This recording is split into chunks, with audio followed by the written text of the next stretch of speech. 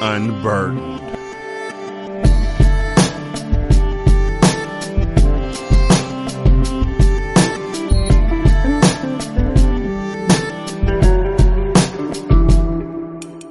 Welcome to Unburdened. I'm Derek. Usually I sound Rashani, but I'm Derek, and Gerald's here with me today, as always. Corbin is off doing family stuff, which we always appreciate and always honor. Gerald, how your week going, man? How you doing? Man, it has been this has been an interesting week. I don't even know how to explain it. It's been frustrating and fulfilling and inspiring and frustrating. And it's just like and the messed up thing with me is that I don't have like one lane that I swim in. Mm-hmm. So like in one lane it's frustrating, and then another lane is fulfilling, and then another lane it's inspiring, and then another lane is frustrating, and none of those are the same four lanes. And I'm trying to keep all my feelings about different things compartmentalized so they don't bleed over. Didn't we just talk about this? Yeah, we did. Yeah. But that's exactly what I do, like, because I'm like, well, if I let some of this inspiration over into the area that's frustrating me, and some of that frustration might bleed over and mess up my inspiration. So I'm like, just keep them separate, right? And the messed up thing though is that then I can't remember all the good things that happen. Mm-hmm. I just know that I'm feeling these 4 or 5 different emotions about this week, and I know which emotions are associated with which parts of my life. But then you ask me, so what really good thing happened at work this week that made you feel fulfilled? And I'll be like, I don't know. I just know the emotion that came along with it. And that's kind of where I'm at. I'm paying more attention now, because I know I'm going to end up having to come at the end of the week and talk about how I felt about my week. And so I try to focus more on what I'm going through. I think that I can attest. I can definitely speak to what you're going through or what you went through as far as what good things happened. I don't know, but I know if there was a good thing that happened. And I think it's because we take the bad stuff as we take the bad stuff as something to learn from, so then it doesn't happen again. So we hold on to the bad stuff, so then we won't be fooled again, and we let go of the good stuff because that's going to come again at some point. But the bad stuff that we keep taking and holding on to is the stuff that we should actually be letting go of. Whereas the good stuff is stuff that we should be grasping onto forever. I came to a realization this week that really, I don't know why it took me so long to come to it. My kids, I love them unconditionally. All 4 of them. Love them to pieces. And I find that I get stressed out for them about certain things, grades, college, decision making, things of that nature. And in getting stressed out for them, I sometimes find myself talking to them, like yelling at them maybe, or saying, you got to do this or that sort of stuff, like really being overly aggressive about situations that really, when I sat down and thought about it, they don't have anything to do with me. Mm-hmm. Like, I can sit there and tell my kids that they have to do this, because if they don't do this, this isn't going to happen all I want to, but they'll just, they don't have to listen to me. They're still the ones who are making these decisions.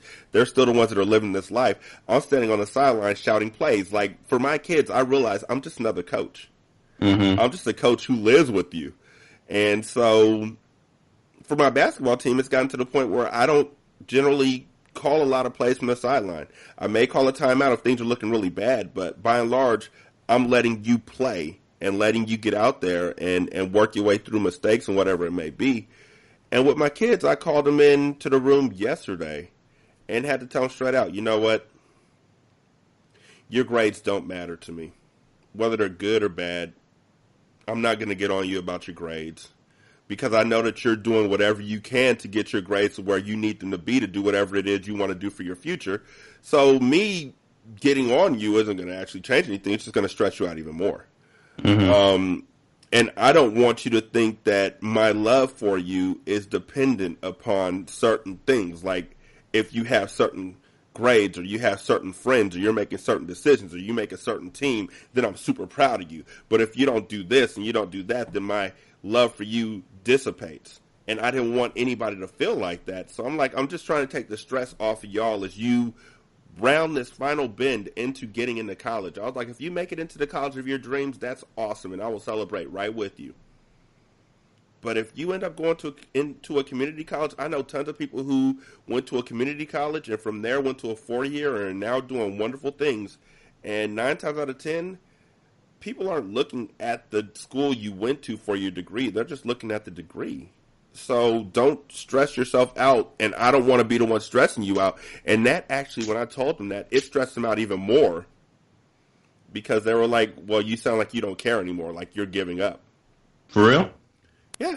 They were like, it sounded like you're giving up on us. Like, you don't, like, my daughter started crying. Like, she was like, I just feel like, you're, and I was like, well, let me explain further. I don't want you to feel like we are forcing you towards this one place. I don't want you to feel like your whole life is based around your grades. There's a lot of people who don't get the grades that they want until after they get out of high school. For a lot of people, things click after high school. Again, the growth that we were talking about. Maybe you grow after you get out of high school and you realize what you want to do. Or maybe you go to a trade school. I know people who are mechanics who are making like $60,000, $70,000 a year. And they never went to college, so whatever you want to do, I'm not going to be the person to say, okay, you want to be an artist, but you need to go to Stanford. Like, those two things don't really connect for me. Right. Yeah, so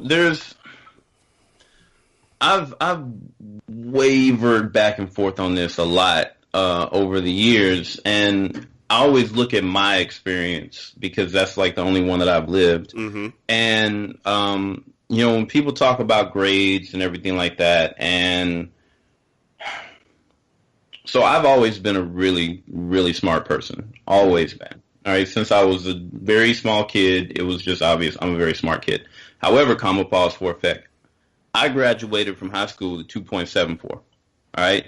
Not because I couldn't do better, but because I had no interest. I had no interest in any of the things that they were trying to teach me in high school because I saw no value in putting effort or time towards learning these things that I knew I was never going to use and I didn't care about at the time. And so I did what I had to do. By the time I graduated, I literally was going to class the minimal amount of times necessary for me to just not get kicked out of school because I was so ready to be done with this constraint. Mm-hmm. And as soon as I graduated, I just went to boot camp. Like, I graduated June 1st to 2000. I was in Marine Corps boot camp June 5th. But I was so ready to get out. Like, graduation, people are hugging and they're throwing their little hats in the air. Like, as soon as they said dismissed, I was like, where are my parents? Where are you? There they are. We out. I had no looking back because I didn't want to be in that environment. And so a lot of times, even when we look and we talk about kids and their grades and some kids have it figured out, a lot of times the kids who are making 4.0s don't have it figured out. Somebody else figured it out for them, and they're living in somebody else's cage that they have to get this. And then a lot of times you have kids who are making a 4.0 who they have figured out, this is exactly who I want to be, where I want to be, what I got to do, this is what I got to get there, and that's why they're making a 4 But it's kid dependent, right? It's understanding who you have in front of you as a teenager and why. Why does this kid make straight A's? Is it because he's constantly stressed out, or would making a B actually stress them out because they want to be at that level? Or is this a person who's making a C average because he's not capable of more, or because I'm not engaging this person in something they actually care about? Mm-hmm. I was that person. And in fact, when we were just talking a few minutes ago about college, right? I finished college in 2016, and I was playing Clash of Clans as a thing to break me from studying because I didn't care about that either, but I graduated at 3.8, but I didn't care about it because I already knew all the stuff. And so I was just like, I'm doing this to get a sheet of paper. Yep. In high school, it was the same thing. I'm doing this to get a sheet of paper, and then I can be done. And as soon as I'm done, I get to go adult. And that's what I've been waiting for anyway. So I think even further than just having the conversation about I don't want my expectations to stress you out, I think it's even more of finding out who your kid is and what expectations they have on themselves and what expectations they have of you. Because it might be that your kids want a little bit of that, I don't want to call it pressure, right? But a little bit of that expectation from you on them. And it might be that, I don't know what it is, but we kind of tend to live in our own past and then say, well, this is either what I need to give my kids or what they need from me. And I found out over the last year or so with my oldest son, you know, the thing that he needs most from me is just for me to shut up, get out of the way, and be here when he wants to call and listen. Mm-hmm. Because he wants to figure out his own path, and he gets really good grades, but he's frustrated because he's like, I don't even feel like they're teaching anything at the school. They're not teaching anything that I want to learn. So he's great. Here's your paper. Here's your grades, whatever. And then he goes and he spends all his time on YouTube watching all these videos, trying to learn the stuff that he's not being taught. And then he goes back to school frustrated and like, why am I even here? Like, nobody here wants to teach us anything that matters, and the kids don't seem to care. And I'm just kind of like stuck in it. And so I think in today's world where everybody has access to all the information they could possibly want at any given time, for me, I think I struggle with trying to figure out how am I going to be that support system for my kid to figure out who they really are and what they need from me in the moment, and how are they kind of taking in the world and trying to process it with their teenage or younger brain. Because we didn't have to do that, I don't think. There was a lot of the world we just didn't know about and didn't have to know about. And they have to process an entire world's worth of information as children because it's all there for them. And I think that's an overload. I think it's something that they need help regulating, but not with discipline so much as listening and understanding, I think. And we're learning. The thing is, when we were kids, our parents weren't trying to learn anything new because there wasn't anything that they thought they needed to learn new because the internet wasn't there to the extent that it is now. Whereas now, we're learning something new every day because the opportunity for us to learn it is right there in front of us. Like, I can go online right now and learn how to be an auto mechanic just by going on YouTube. I mean, I have to follow steps and I may make some mistakes, but it's out there for me. I can learn about what's going on in Saudi Arabia and Kuwait, in Japan and Korea, like real time, what's going on right now. If I wanted to, I could take those steps. Whereas with my parents, they could make up whatever they wanted, and it was just like follow my lead, follow my voice. Don't go check for yourself. So my kids spend a lot of time on YouTube, and I wish I put stock in YouTube when it first came out. For all the time that my kids spend on YouTube, but they're learning. Like you said, one of them goes on there and he feels like his teacher may not teach him the right way to do math because his teacher is still learning Common Core math because it's not her first language of math. So sometimes she messes up in math. So why do we have math languages? Right. Ugh. Like it's all numbers. Right. Like math was the one thing that I always believed no matter what, I could always get to the direct answer. There's one absolute in math. Like I want that absolute. And now I get to that absolute, but I got there the wrong way. Like how am I getting to the right answer the wrong way? If I count on my fingers incorrectly and get the right answer, I should get a 100%.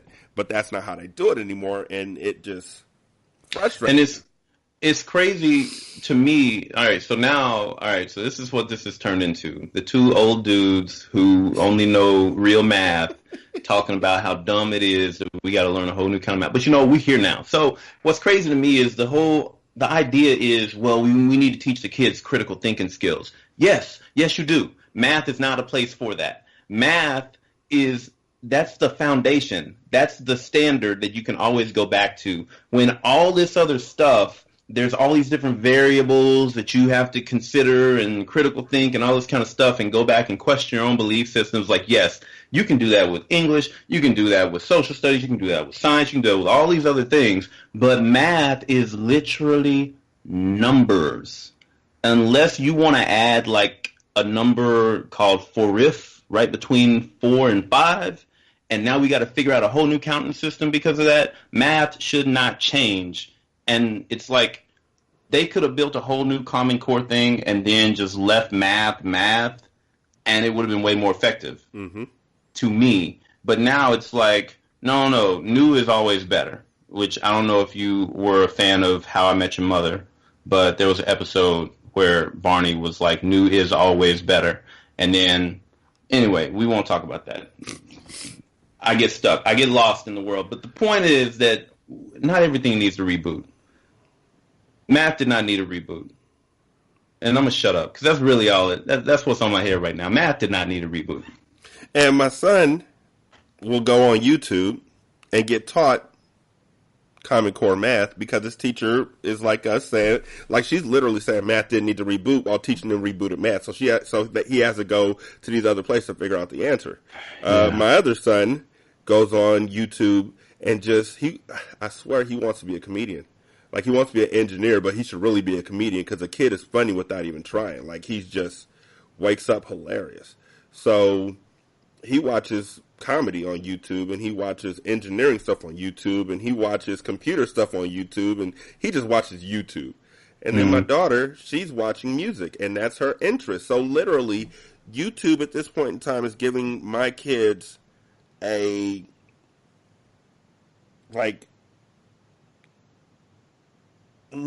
pinpoint, an absolute drilled down idea of what they want to do, what they want to learn, what they want to study, what they want to do going forward. And I'm telling them, no, if you want to do music, you got to know math. If you want to do comedy, you got to know science. Like you got to know these things in order to go forward. And I think that honestly, college is an idea that was placed in all of our heads as something that needed to be done. But now I feel strongly like college is a trap. College is so expensive for so many people. And if you get in there and you don't graduate, which happens to a lot of people, but you go like for 3 years, that's maybe $150,000. Right. And you just spent that time to figure out that this ain't for you. You go to a trade school or you do 3 years working or 3 years going to college, and then in the third year, which happens, you get a job because you have to pay for college, and it's a job with the state. So now all of a sudden you work for the state and you no longer go back to college. And you're doing fine, but now you got this $150,000 debt that needs to be paid off. So there's a different trade school that you can go to where they pay you money and they pay for you to go to college and for you to get trained. Armed forces, aren't you? Show as heck am. And I remember as a kid when I decided to join the Marines, all the uncles would come and tell you, the Army ain't no place for a black man. Army ain't no place for a black man, right? And at that time, I really, in my young cockiness, well, I'm not going to the Army, I'm going to the Marines. But you know what they were saying, and at that time in my ignorance and youth, I did not realize what the military used to be to black people in America. I didn't realize what they did to us with Vietnam and, pulling basically all the poor black and brown people, throwing them on the front lines and literally just getting us killed. I didn't know all of that. So at the time, I was like, y'all don't know what you're talking about. Obviously, they did know what they were talking about. However, times have changed, and especially in this post 9/11 world, like, you can join the right branch of the military, Air Force, and get an actual trade job where you're learning something that you're going to be able to use after you get out of the military for that 4 or 6 years or whatever. And then they've also got a bunch of like free courses and certifications you can take while you are in uniform that are industry certifications that you get access to for free. And then take that 4 years you would have spent in college, get your college degree or close to it anyway with them paying for it, get all these certifications, and then you get out and you can either finish up with their money or you can just jump into the career field and already have more experience than anybody who went to college, and you've been getting paid the whole time, right? So, like the way that the military is set up now, you can join for the college and literally do that, right? And not have to deal with all the other I'm gonna get shot at and die type military stuff. And to me, like those are the best options. You go to trade school or you go to community college or you join the military. You do something where you just start getting experience immediately doing stuff. Because by the time you get out of college 4 years later, whatever you were learning is not, again, information is moving at the speed of light today. So whatever I learned in that 4 years is completely obsolete before I even graduate. Like you got seniors learning better stuff in their internships than they're learning in their actual classes because they're actually in the real world doing the job. So yeah, I completely agree. I got my degree in 2016 for, here's the other thing about it is that you go to college for this period of time and then you leave, and if you owed anything in tuition before you left, you can't go into another college until you pay that off. So not only, like, once you start going, either you need to go all the way through and just accumulate all that debt, or you just don't go at all because you rack up the debt at one spot, you still owe them some money, and then no other school's going to take you until you pay them the money you owe them. And so you really put yourself in a situation where if you do get to a point where you need a college degree, you can't get it because you're paying off debt for a degree you never got, and you also still can't start another school because you still owe that debt. Why are we talking about this? How do we get here? We're telling my kids that their grades didn't matter to me anymore. Because I have come to the conclusion that they're going to be okay no matter what. Like, I know my kids. They're my kids. I taught my kids. They've learned from me. They're going to be okay with or without a college degree. They're going to touch ground. I also know my kids' mental health. And I know that them stressing about their grades, because I'm stressing about their grades, is going to lead to, I don't want them to be in a position where they may hurt themselves over their grades. I don't want them to be in a position where they may get anxiety or depression or anything like that because of their grades. I don't want them sitting in a room crying over grades or taking pills so then they can stay awake so then they can cram for finals or anything like that. I just want them to enjoy their life. I want them to be okay. So that's why I told them straight out, look, no matter what, we love you. Like, unconditionally, I got your back. And when you get to college, if you go to college, wonderful. If you don't go to college, you have a room right here. You're okay. You have a place. I'm not going to put you out because you graduate and you don't have a plan. Because when I graduated, I didn't have a plan. What I had was a scholarship. And so it was like, okay, I'm going to go see what this is like, but I went to college with the mindset of college is a time for me to finally be out from underneath my parents' fingers or under my parents' thumb, and I went there and I had a good old time and partied and tried to stab people with 40 bottles and all kind of stuff. And, well, actually it was a gin and juice bottle. And they don't break very easy. It's a beveled bottle. It goes clink when you try and break it over somebody's head. But I can't tell you anything that I really learned, except for the fact that I really like to write. That's one thing that I picked up from college. Is I love to write and I love to act. But I could have learned that just from day to day, sitting at home one day. Hey, I want to write something. I didn't need to pay that much money to figure that out.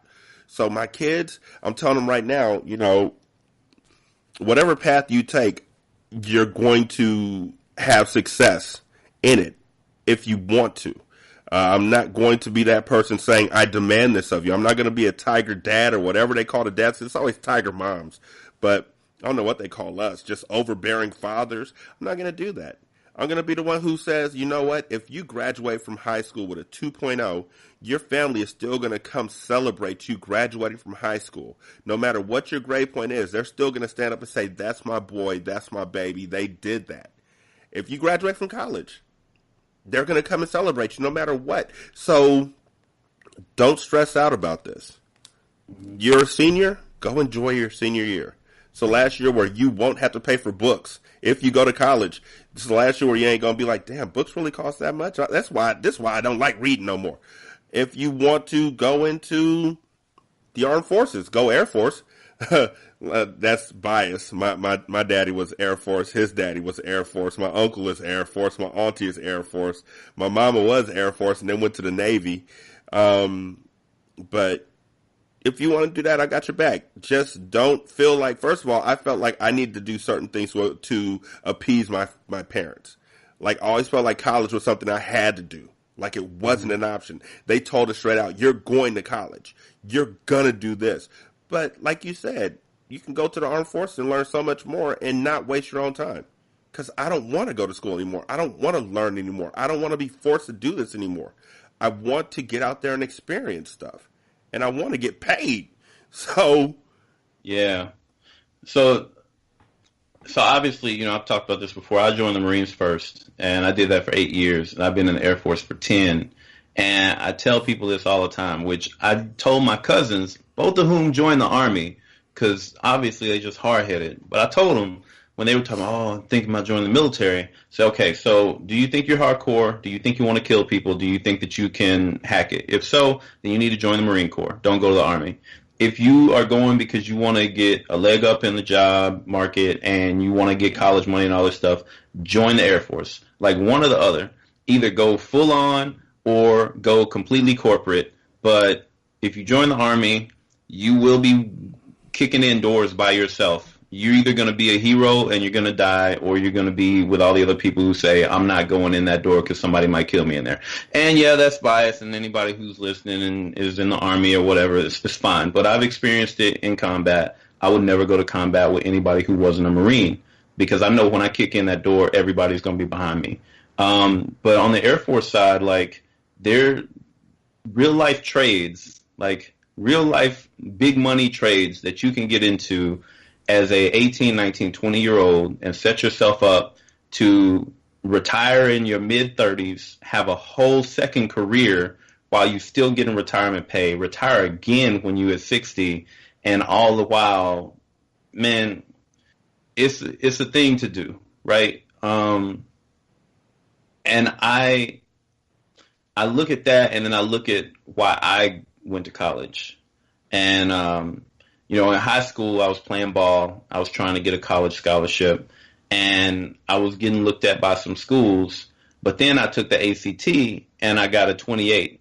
And I took it again. I got a 28 again, a different way. Cumulative score, if they did a cumulative on the ACT, it would have been 31. And I got offered an academic scholarship. I wasn't thinking about college. I wasn't stressing about which college am I going to go to. I literally just got an email from Arkansas State that said, hey, you can come here. You don't have to play basketball, and we'll give you a full scholarship. Just keep a 3-point. And I was like, that's my college. That's where I'm going. I quit basketball my senior year because as soon as I knew I was going to college for free, I was like, why am I doing this anymore? Mm-hmm. I quit basketball. I pretty much quit going to school, except when I had to. I got a job, and I already had a job, but I started taking more hours at my job, and I was selling shoes at the mall. That was my senior year. I enjoyed it. And my parents, as much as they wanted me to get a college education, they didn't put that pressure on me, right? They didn't like that my grades were so low, but I never felt like they were looking at me like, oh, you're just a disappointment, right? And then when I went to college, it was, within the first semester, I got a girl pregnant. My son came during the second semester, and then shortly after that, I left school completely to take care of him. Didn't go back until like 2011. And nowhere in all of that did my parents, I never had that situation where one of my decisions that my parents would not have made for me had they had the opportunity. I never had that point where either one of them looked at me and said, "You disappoint me." Mm-hmm. And I think a lot of times for kids, it's much worse for your parent to look at you and say, "You disappoint me," or "You're a disappointment," than to say, "I'm angry with you," or "I'm upset with something that you did." Because that disappointment word, you tell somebody they're a disappointment, that basically just says you don't live up to the standard of a human that I expected you to, and I'm done with you. Mm-hmm. Fortunately enough, I never had, in all of the decisions that I made, I've never had my parents look at me and say, "You disappoint me," or "You're a disappointment." And I made some pretty big mistakes that have set my life back a bunch of different times. But I think that's the most important thing. You don't want your kids to feel like they've disappointed you. But at the same time, I think they need to feel like they could. Like they need to feel like there's a standard that they could not achieve in order for them to feel like you care. But then you never want to make them feel like they haven't lived up to that standard. I don't know how that comes off, but it would be hard to walk that line though, where it's like, okay, I love you unconditionally, but here, you know what that line would be for me? Murder somebody, sexually assault somebody, vote Trump. Not really on that last one. I mean, I'd be like, what are your reasons for that? I'd ask. I would really ask, and I would be disappointed. I wouldn't say I was disappointed in you. I just ask, what are the purposes and the reasons for that? But hurt somebody, physically assault somebody, murder somebody, go to jail, sexual assault, homophobia, racism, things I could teach that I could walk you out of, and you still go back to them. I'm like, okay, I don't understand why you're doing this, but I'm disappointed in you. Like, because I know I taught you better than that. Those are things that I taught you. But so notice though, there's a difference there. I'm disappointed in you versus you're a disappointment. Yeah, my dad used to say I'm a disappointment. I think that's why I don't say it. My dad would tell me that. That to me is crushing. Whew. Boy, howdy. Yeah, no, my daddy would say that. Like, that was his primary way to tell you that, yeah, no. I can't, and I can't let my kids hear that out of my mouth because I heard it out of my dad's mouth. So, I'm disappointed in you. I've said that like once, and that was when one of my kids, I think they had told me that, oh, yeah, they got in trouble at school. They came home and told me that they had gotten in trouble. I went to the school ready to ride for them and scream at the teacher or whatever it may be. And as soon as I started talking about what my daughter said had happened, the teacher pulled out receipts and was like, here's what really happened, and dropped it right in front of her and made her read out what she had been writing about the teacher. And I'm just staring at her like, you brought me in here under false pretenses, got me yelling at this dude. Now I look silly because you lied to me. I'm disappointed. Mm-hmm. Because, again, that's something I taught. I taught you better than to lie to me about this. I always tell you, look, if you do something, just keep it 100 with me. Be completely honest with me about what happened, and I will walk with you to get this resolved. But you have to be absolutely honest with me. So if you're not, that's when I'm disappointed. But my kids in themselves, they're so amazing. You know, in so many different ways. Like, they just... One of them may not be able to do this as well as the next one, but each of them can do something that they just, it's like that song where you just don't know how amazing you really are. And I think that as parents, it's our job to tell our kids how amazing they are, because everybody else in the world is trying to tell them how they're average. Their grades are telling them how they're average or they're above. They're either at an A level or they're average or they're failing. We don't really talk about B's in this day and age. Mm-hmm. We talk about A's, C's, and F's. Right. And so a D might as well be an F. Exactly. And a B is like, so you could have got an A, but if you wanted to, right? Exactly. So it's like they're getting judged in school all the time based on their grades. They're getting judged in sports based on their performance all the time. Why do I want them to get judged at home? Why? This should be their safe space. If I'm trying to create safe spaces right now for black men on this show, you best believe I'm trying to create a safe space for my kids in their own house. That's only fair. And one thing that I realize is that I'm doing all these things for all these other kids when I'm coaching them, and I'm not doing for my own kids. Mm-hmm. And so I'm like, why can't I carry that over to my own children? Why can't I be this supportive of my own children no matter what? Like, if you get a turnover in basketball, I'm not going to scream at you. But if you don't clean up your room at home sufficiently enough, I'm supposed to, like, get on you and, like, ah. Now, in all honesty, my kids know that we have a certain standard when it comes to room cleanliness. And so if it gets to that point, I'll be like, your room smells like butt, dog. Like, open up your room, open up your window and clean this right now. And they'll get it taken care of that same day. But I'm not going to be like, yo, get out of my face. You piss me off. You're a disappointment. You never will measure up to so-and-so. I just can't. Just thinking about it stresses me out. And I know that it will break my kids' hearts. So I'm all right with that. Yeah, so another perspective, I'd love to get your thoughts on this, because when I think back to the relationship I had with my dad, and I think about who I was, who I am, and how our relationship was and the way that he taught me, I'll put it like this. I think if I had you for a dad, I probably would not be who or where I am right now. Oh, no, you wouldn't. And I say that because I feel like I needed and need someone to just lay it out in front of me and say, this is the standard, you will meet it. If you don't meet it, I'm going to let you know about it.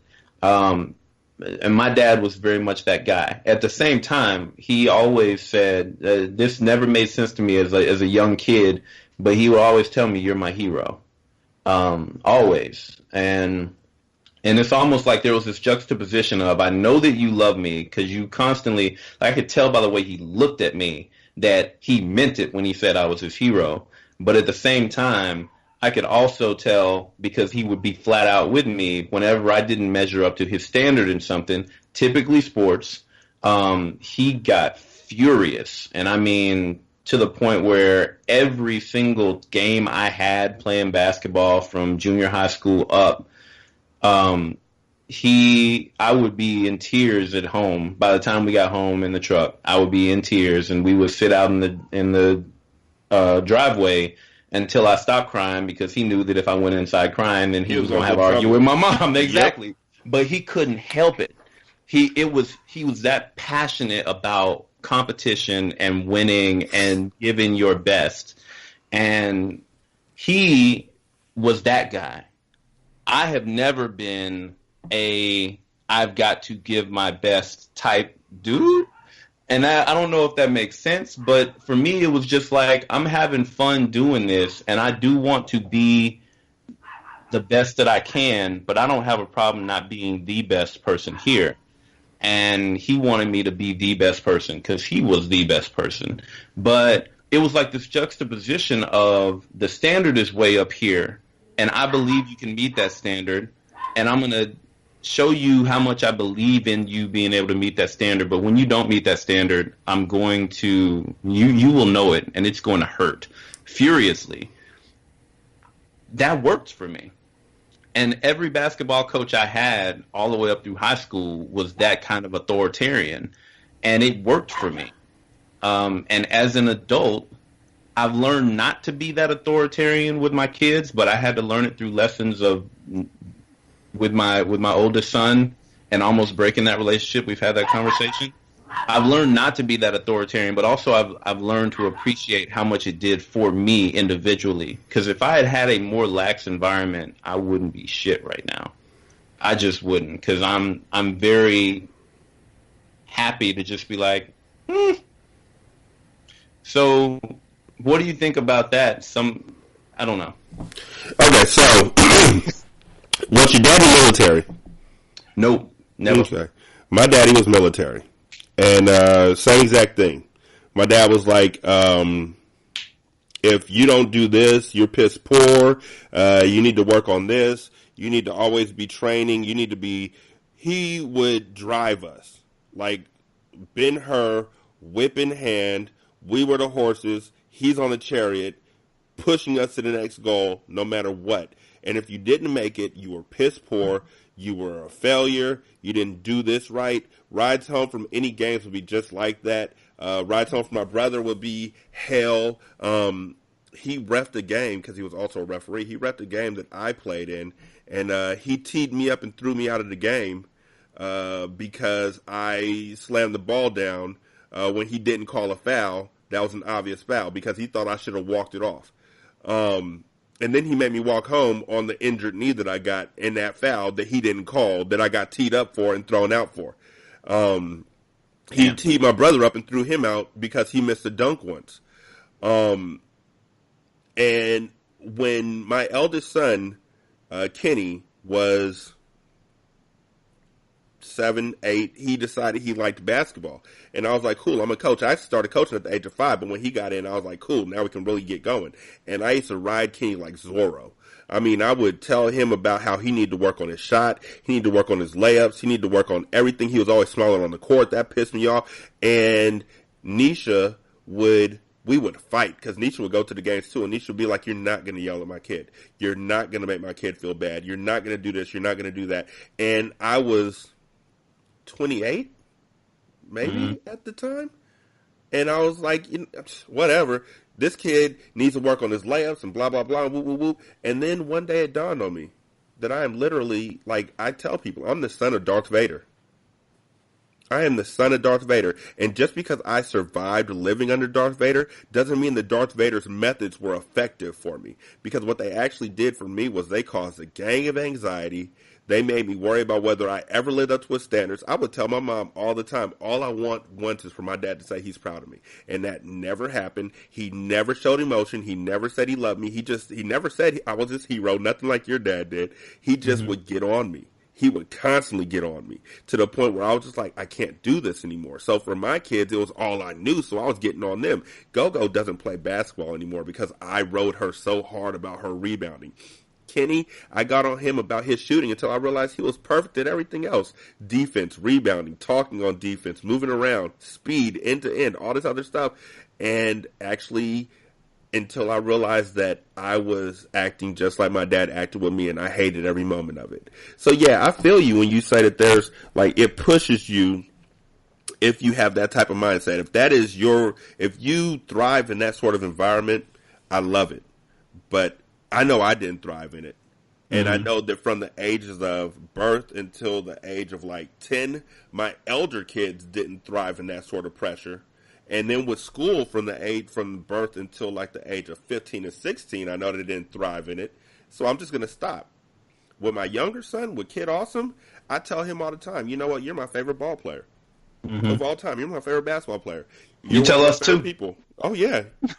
Oh, yeah, because a kid, when you really sit back and realize all the amazing things that they can do that you have no part of. I didn't teach him how to do that. I'm just a coach. I didn't teach him how to do none of that. It's just, I don't want to make my kids feel like in order for them to measure up to me or to mean something to me, they have to do these certain things. They have to meet these standards in order for me to recognize them as me being proud of them. So if that means that I have to step back on things that I know that they're struggling with, because I know I struggle with them too, so be it. I mean, I would rather have a kid who is going to find their way later on in life than a kid who is looking over their shoulder to really make sure that Kid Awesome just stopped, like literally earlier this year, looking over at the bench during his trainings to see if I'm watching him when he makes a good shot. He just stopped doing that. And this is the kid who's doing that. Hey, everybody who's watching on Facebook right now, go to Derek Jones's profile and just click on the video. That's my son doing that dribbling move. And he will make moves like that all the time and then look over to see if I saw it. Because dad's not giving praise or dad's not doing this or that. And it was like, you know what?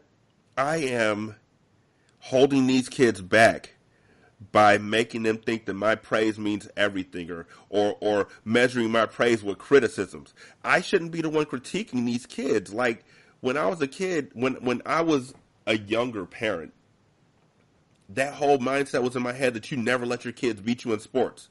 You never let them beat you in a game. Because if you let them beat you in a game, they'll never learn how to compete. Well, what if they're better than you?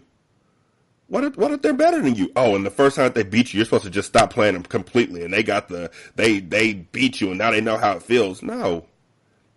I let Kid Awesome play me in a basketball game, and he was up 19-6, and he was hitting threes and everything. Like, he earned it.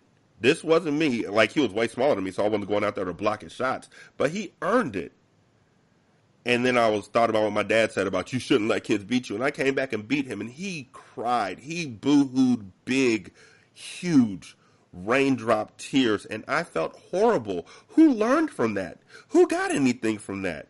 Nobody. But I was supposed to do that as a dad. I'm not supposed to let them beat me. That's stupid. That is dumb. And so I put that idea to the side. And really what it is I'm just learning from my kids as I go on. Because in all honesty, with the stuff that they've ingested through YouTube and Google and all these other things, they're smarter at their age than I was at their age. Let's just keep it 100. So why am I trying to stand over them like I'm still the end-all and be-all and know-it-all, where if I tell them something, they can instantly say, Siri, what is the square root of blah, blah, blah? See, Dad, you were wrong. Oh, right. We didn't have a way for you. My parents didn't have a way for me to look it up when they used to say it to me. I just had to trust them. But I'm okay with that. Mm-hmm. And I feel like, for me, part of me becoming a more effective parent, part of me being a more effective father, was putting my pride to the side. Because I feel like I'm the dad. I deserve this. I deserve respect. I deserve all of this. No, I am a part of this family, and I deserve the same respect that you deserve. So if you know something that I don't know, teach me. Tell me. If you go through this, guide me. Show me so we can learn together. And I think that that's made my house a much more open and honest place to be at, where there's a lot more just communication and conversation rather than how's your day today? It was all right. My son asked me now. Kenny asked me when he gets home from school, hey Derek, how was your day? And I'm like, you know what? It was this and that and the third, and we did this and that, and then I'm like, and how was your day, Kenny? How are you doing? Well, I did this today and I did this, and we sit down and we really talk every day about how your day was. Something small that we didn't do before.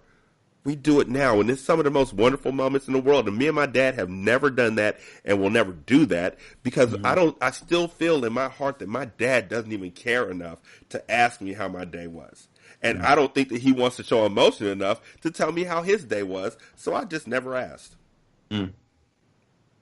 Yeah, that's a different, it's definitely a different experience. So my, I know we're up on our time, but real quick. So my dad, he managed fast food restaurants my entire childhood. Mm-hmm. So at the same time, he was like the number one football player in the South in the mid 70s. Like it was him and Houston Nutt. And so Houston Nutt went to the school I graduated from, and my dad went to one of the other schools, Parkview. Those were not only the two top football players in the state, they were the top two recruits in like the southeast of the country. So that's how good he was at football. I am 6'3", and up until I went to the Marine Corps was 165 pounds. So no, I was not going to play that game. I would have been snapped like a twig. But he expected me to be the greatest at basketball at my thing. But I grew up. My dad was in fast food management, and when he wasn't at work, which he worked days, he worked nights, he worked weekends, he was working a lot. That's what I saw my dad do growing up. He worked early, he worked late. And then when he was not working on the weekend, we would hop in his truck and we would just ride around town. And he had all of these friends because everybody knew him because he was Al Bundy, right? He was 4 touchdowns in a single game, local hero. And so everybody was friends with him. And so we would just ride around town, going to different people's houses. And I still remember, like, my right ear, I can fold it and actually stick it into itself. Because my dad, when he was riding in the truck, his arm would be around the top of me, and he would just be messing with my ear. It's a weird thing, but it was like I always knew my dad. He works hard. When we would ride around town, a lot of times it was just hanging out with his boys. Sometimes it was going to, some older woman's house who just needed something done, or going to visit family. Like we just would spend time just riding, and we never talked. I just listened to his music, which was sometimes hip hop and sometimes it was a little older, but I was just in the car, and that was it. And so my experiences with my dad were juxtaposed between seeing how hard he worked for himself and other people and us, seeing how cool everybody thought my dad was when I wasn't cool at all, seeing how he, without words, cared about me, and then when I was on the basketball court, seeing how pissed off and angry he was that I was not as good or working as hard as he wanted me to be. So it was like this juxtaposition of all of these wonderful traits with the one thing of he wants me to be better at this. And I think that may be the difference in that I had a tale of two dads, right? And it was like whenever sports came into play, Jekyll came out. Or Hyde? Hyde. Yeah. Yeah. Whoever the murderer was. Yeah. Sports brought out Mr. Hyde. And so I grew up with an understanding of that's just a trigger for my dad, right? It wasn't a he doesn't care about me type thing. But then I became a father very young, and I was not good at parenting my son, and Mr. Hyde came out with basketball. So it was like we were in a situation between that you had with you and your dad was a situation that I was creating with me and my oldest son, because I didn't juxtapose the expectations with love. Mm-hmm. I didn't know how to do that yet. I was very selfish. And it took me growing up and then having to go to him and say, I owe you so many different apologies, right? And changing the way I interact with him over time to start rebuilding that relationship, because it can work that you hold your kids in really high expectations in one arena or two, so long as everywhere else they know this is how I really feel about you. But if you place all of that expectation and all that affection that they may get from you on them being great at something and they never get it anywhere else, and you never explain it, and you may not even understand it yourself, you can destroy people, and you can destroy relationships with people. And that's what your kids are. They're humans. They're people who are growing and developing and learning, and they don't forget anything. Because I know my dad died 10 years ago, and I still remember in detail so many different things from his life, good and bad. They never forget, and it's almost like whenever that relationship ends forever, you either as the parent, which would be very unfortunate, or as the child who lost a parent, you end up spending so much time just reliving all the things that either were or could have been, and it doesn't go away. Mm-hmm. So I think what you're saying, it just is really important that as parents we realize how much more important it is to create the environment like what you're talking about than it is for our kids to be the best at something. Mm-hmm. Because it's not gonna matter what they were the best or not the best at. When one of you is gone, the other is literally going to be thinking about the person that's gone every day in some way or another. And you want there to be good memories. Yep. My last thing is my pastor, before he passed away, I still call him my pastor because he was one of the greatest men I've ever known. And due to the fact that I didn't feel like I had that relationship with my father, I was looking for relationships with men who'd be able to guide me to be a better man. And he was one of those men.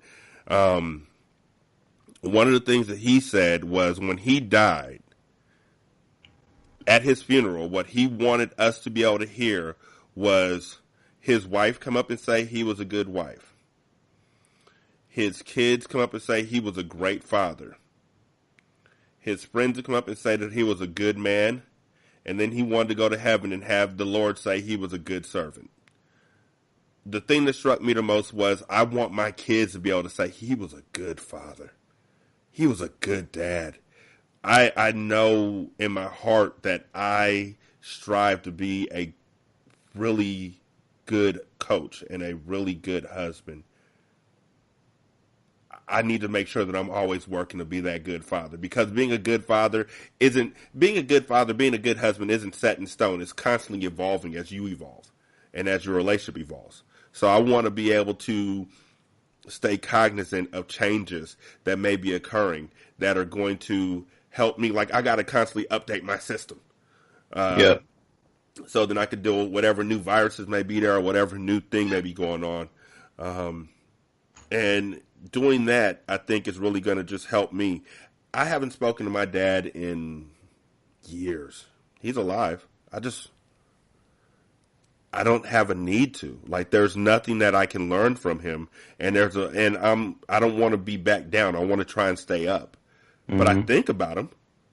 I think about him often, because I think that he'd be proud of me, and I think that he might actually finally say it, and I think he might be proud of my kids, and I think he might actually say it. But I don't want to risk calling and find out that he's not.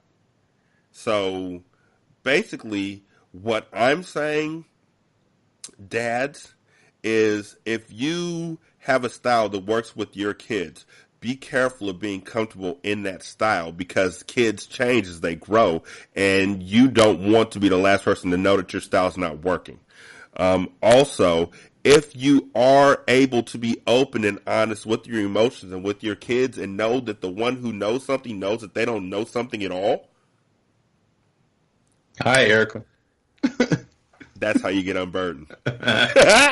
So, again, Unburdened is looking for anybody to come on the show. Any black men who wish to come on and talk about something that you need to let go of. The only rules we have, no misogyny, no homophobia, no transphobia, really no racism.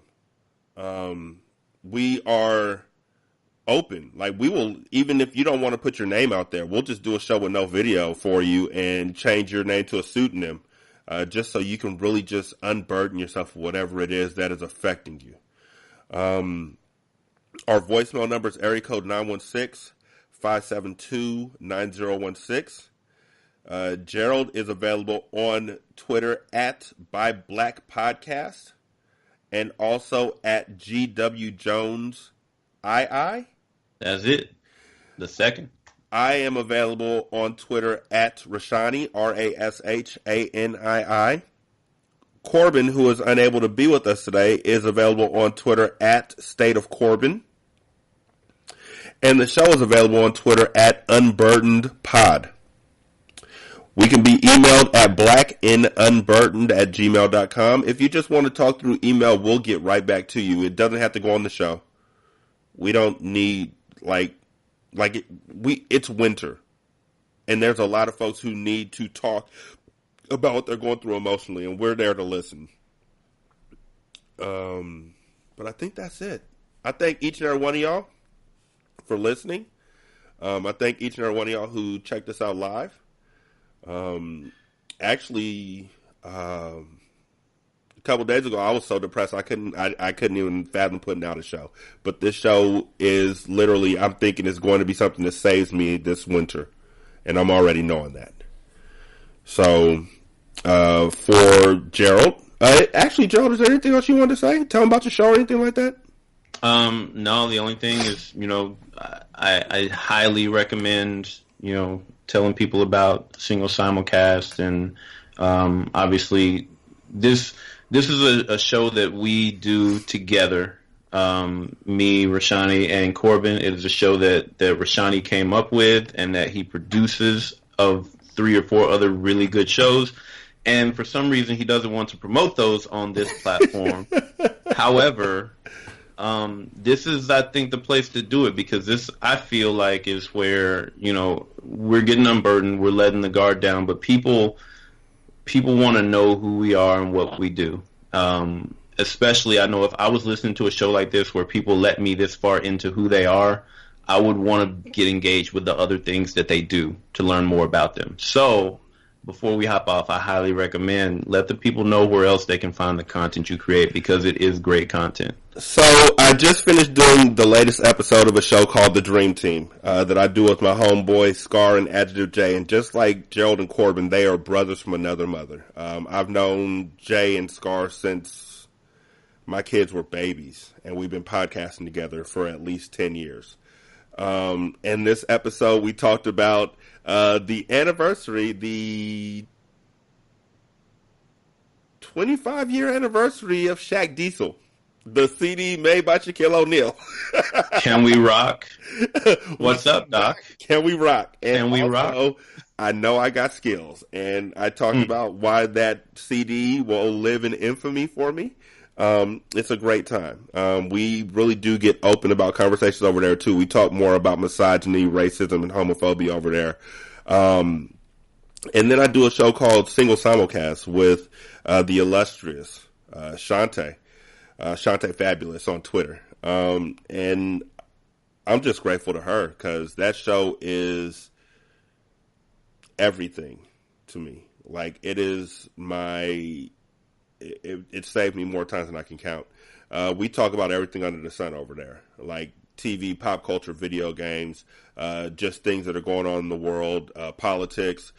This last episode, we talked a lot about Clash Royale and about Candy Crush and how it is a replacement for an addiction, like gambling addiction turned into Clash Royale addiction. But it's not always funny. I'm not even going to front, but it's always honest. It's always open, and it's always just a great time. And then Sin and Solace, which is the audio drama I wrote back in 2010, about an assassin and his best friend. And they're all available on Spotify. So if you're listening to this on Spotify, just look for The Dream Team, look for Sin and Solace. Look for 20 Minutes. All of these will be back on soon. 20 Minutes hasn't came out with a new episode in a while because I haven't had the chance to really interview anybody, but it'll be back real soon. And I don't feel comfortable talking about any of this. That's why I put you out there, because you need to. Because in real life, man, when I listen to Single Simulcast, I'm listening to my friends have a conversation. Right? I don't need to be talking. Even when y'all have me on the show, most of the time I just sit there and I'm listening as a listener of the show. But it's knowing you in real life makes me enjoy that show more. And I feel like a show like Unburdened, like you literally created a platform where we come and we just lay ourselves bare. The people who listen to this probably know more about us than a lot of the people that we work with every day, that we call associates or anything like that. And if they're listening, it's because they want to know more about who we are. You create great content. I create great content that's valuable to the community and to people. And it would be selfish to say, I only want you to know me in this box. Compartmentalizing. Yes. Yep. Yes. And we brought it back full circle. So thank you for sharing that. For everybody listening, I'm Gerald. I have By Black, the Voice of Black Business is my podcast.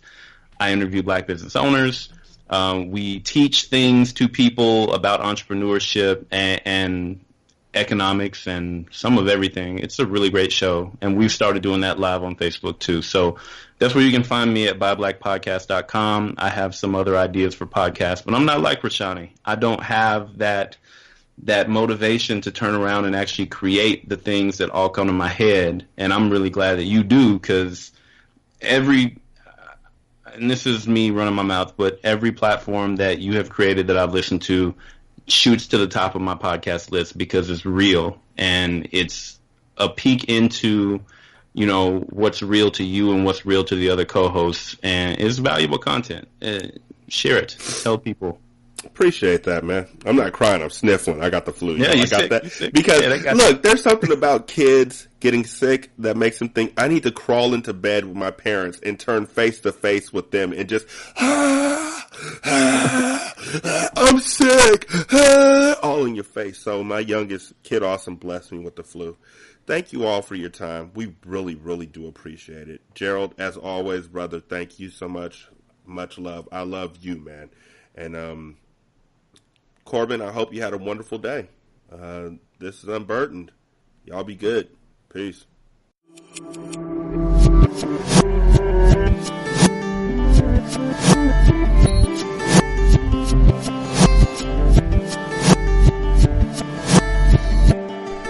You can follow the show at Unburdened Pod on Twitter.